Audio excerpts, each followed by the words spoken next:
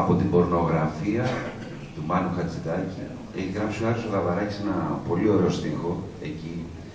Λέγεται Μπλάνς Επιφανή. Η Μπλάνς Επιφανή είναι ένα πορνογραφικό κόμικ.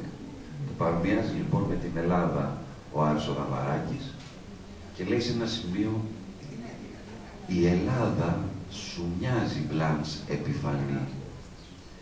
Διαθέτει ήθος, αφέλεια, υπομονή. Κι αν τη βιάζουν τακτικά οι κατακτητές, με επιμονή τα καταφέρνει η Ελληνής, επιφανής να μένει πάντα, παρθένος και γυμνή». Εγώ λοιπόν έβαλα αυτή τη μουσική που θα ακούσετε, ο Χατζηδάκης έχει βάλει άλλη. Η Ελλάδα σου μοιάζει Μπλάνς Επιφανή. Διαθέτει ήθος, αφέλεια, υπομονή.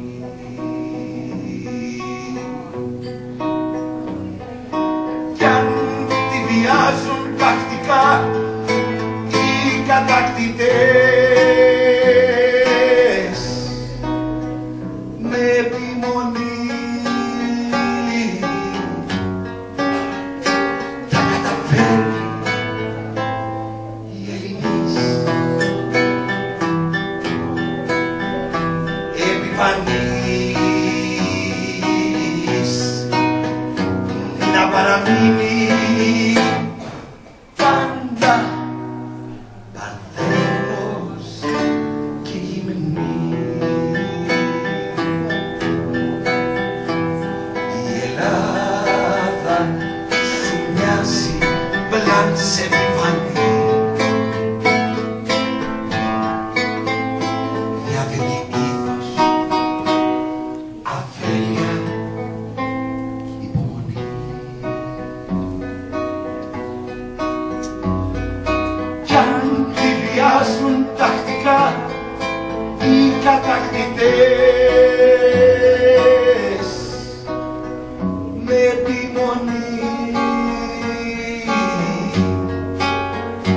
τα καταφέρνει η Ελληνής,